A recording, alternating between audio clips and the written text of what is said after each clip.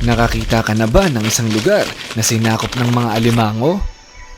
Milyon-milyong alimango ang naglalakad patungo sa iisang direksyon. Saan sila papunta at bakit nila ito ginagawa? Lugar kung saan mas marami na ang mga alimango kesa sa mga tao. Yan ang ating aalamin.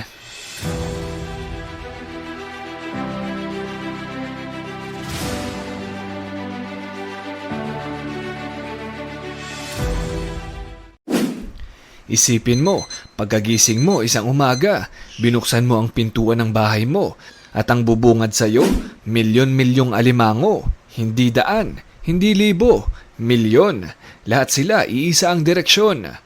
Isinasara ang mga kalsada, humihinto ang mga sasakyan at ang mas nakakagulat, gumagawa pa ang Australia ng mga tulay hindi para sa tao, kung hindi para sa mga ito. Isipin mo na malilate ka sa trabaho dahil naghihintay kang makatawid ang milyong-milyong alimango. Parang kathang isip lang, di ba? Pero bawat taon, talagang nangyayari ito. Pero saan ba talaga sila pupunta? Bakit sabay-sabay silang umaalis sa kagubatan? At bakit pinoprotektahan sila ng mga tao imbis na alisin sila? Ang sagot ay isa sa pinaka-nakakamanghang kwento ng kalikasan sa buong mundo. Ang lugar na ito ay tinatawag ng Christmas Island. Isa itong maliit na isla na pag-aari ng Australia, pero ang nakakagulat, mas malapit pa ito sa Indonesia kaysa sa mainland ng Australia. Mahigit 1,200 tao lang ang permanenteng nakatira dito, parang isang maliit na baryo lang, tahimik, mapayapa. Pero isang beses bawat taon, biglang nagbabago ang lahat. Dahil ang 1,200 kataong ito ay may mahigit 50 milyong kapitbahay, hindi tao, hindi ibon, hindi kangaroo, kung hindi mga pulang alimango na kayang sakupin ang isang buong kalsada. Ang tawag sa mga alimangong ito ay Christmas Island Red Crab dahil matatagpuan lang ito sa Christmas Island na nadiskubre sa araw mismo ng Pasko ni William Minors. Sa bawat isang residente ay may katumbas na halos 40,000 na alimango. Pag nagsimula na ang kanilang migration, parang hindi na tao ang may-ari ng isla kung hindi silang mga alimango. Yes, nagmamigrate sila pero hindi mula sa dagat, kung hindi papunta sa dagat. Dahil alam nyo ba kung saan sila nakatira?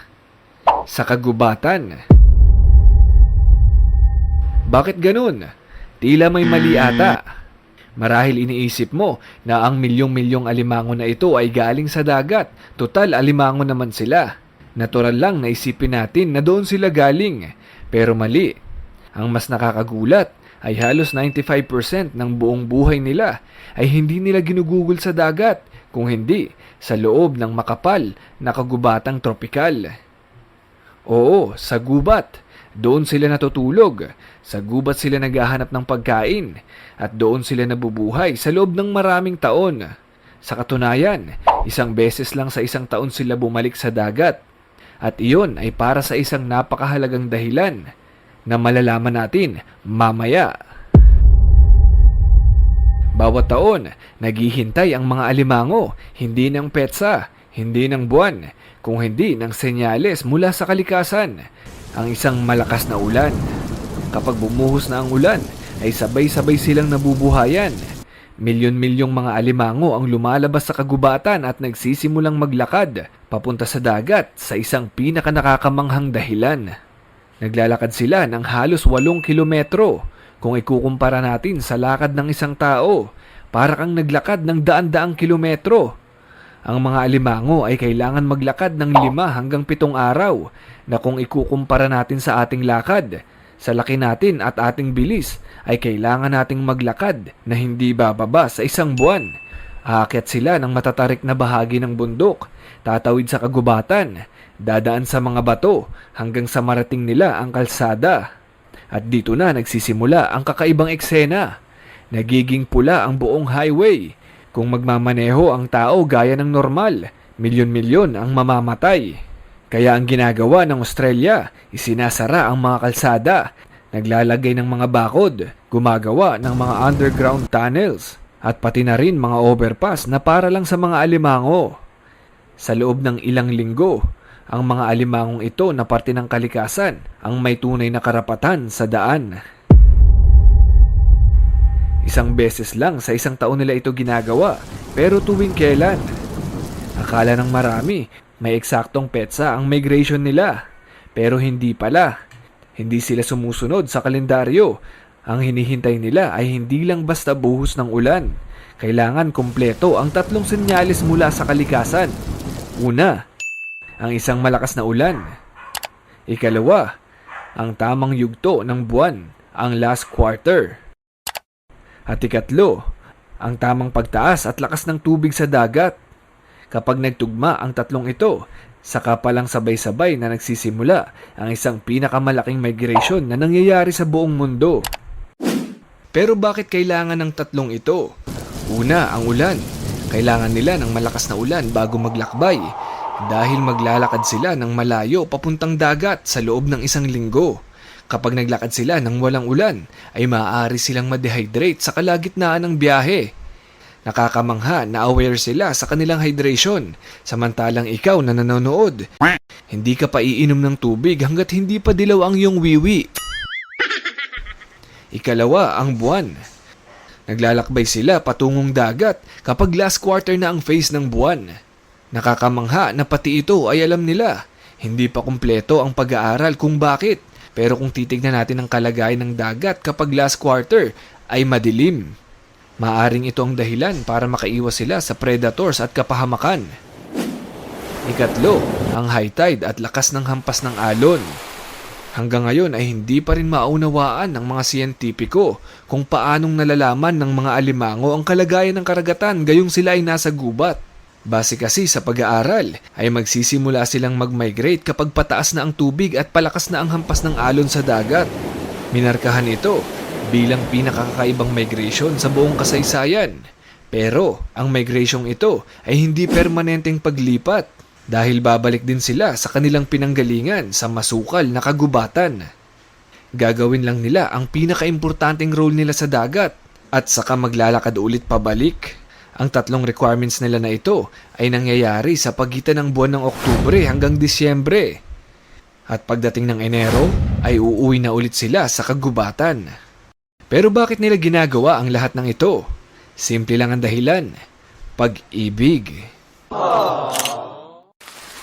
Sabay-sabay silang umaalis sa kagubatan, pero ang unang dumarating sa karagatan ay ang mga lalaki. Wow. Naguhukay sila ng maliliit na lungga malapit sa dagat. Pagkatapos, darating ang mga babae. Doon sila magpaparis. Pagkatapos ng mating, mauunang umuwi ang mga lalaki pabalik sa kagubatan. Pero ang mga babae, mananatili pa sa loob ng humigit kumulang 2 linggo. Bit-bit nila ang libu-libong itlog. Maghihintay sila hindi ng umaga, hindi ng gabi, kung hindi tamang kombinasyon ng buwan at malakas na alon. Kapag dumating ang tamang sandali, sabay-sabay nilang inilalabas ang kanilang mga itlog sa dagat. Sa loob lamang ng ilang minuto, milyong-milyong maliliit na buhay ang inaanod sa karagatan. Pero dito nagiging malungkot ang kwento. Dahil hindi lahat ng mga itlog ay nabubuhay, kinakain sila ng mga isda. Kaunti lang ang nakakasurvive. At ang mas nakakalungkot pa, ay marami din sa mga babaeng alimango ang hindi na nakakabalik pa sa kanilang tahanan. Dinadala sila ng malalakas na alon at walang sapat na lakas para kontrahin ito. Marami ding mandaragit na ibon ang naghihintay sa kanila at ang iba ay nade-dehydrate na lang sa init ng araw. Pagkalipas ng ilang linggo, ang mga nakaligtas ng mga babaeng alimango at mga anak nito na sinlaki ng kuko ng tao ay babalik sa gubat. Nakakamangha lang na ang mga maliliit na alimangong ito ay hindi binubuhat o hindi tinuruang bumalik sa kagubatan, pero ang kanilang instinct ay kailangan nilang magpunta sa kagubatan para mabuhay. Sa gubat na sila lalaki hanggang dumating ang 4 hanggang 5 taon at sila naman ang susunod na maglalakbay. Akala ko ang pinakamalaking panganib nila ay mga sasakyan, pero hindi. Mas nakakatakot ang isang maliit na langgam. Yellow crazy ant. Kapag umatake ang mga ito, Naglalabas sila ng formic acid. Direkta itong tumatama sa mata ng mga alimango, nabubulag at nahihilo.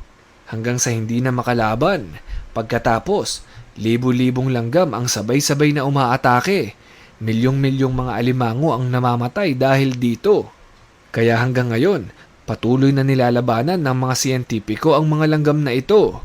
Dahil kapag nanalo ang mga langgam na ito, ay siguradong mababago rin ang ecosystem ng buong kagubatan. Noong una ay akala kong perwisyo ang mga alimangong ito sa mga tao, pero sila pa pala ang pinagtatanggol ng mga ito. Bawat taon, milyon-milyong maliliit na nilalang ang nagpapasapanganib ng kanilang buhay. Tatawid sa kagubatan, mga kalsada, sasalang sa init, at haharap sa napakaraming panganib. Lahat ng ito ay para lang maipagpatuloy ang mga susunod na henerasyon. Isang paglalakbay na nangyari na bago pa magkaroon ng mga kalsada, bago pa magkaroon ng mga sasakyan, at bago pa dumating ang mga tao. Sa loob lang ng ilang linggo bawat taon, ipinapaalala ng Christmas Island na hindi tayo ang laging may kontrol sa mundo. Minsan, tayo ang kailangang tumabi. Dahil ang kalikasan ay matagal lang narito bago pa tayo dumating. At bago tayo matapos, alam kong ito ang tanong ng marami. Kung milyon-milyon naman sila, bakit hindi na lang sila kainin? Ang totoo, nakakain naman ang Christmas Island red crab. Pero halos walang gumagawa nito. Mas kaunti kasi ang laman nila kumpara sa mga alimangong pangdagat. At higit sa lahat, protektado sila ng batas dahil napakahalaga ng papel nila sa kalikasan. Kaya sa Christmas Island, hindi sila tinitignan bilang pagkain, tinitignan sila bilang tagapangalaga ng kagubatan. At marahil sila ang tunay na may-ari ng islang ito.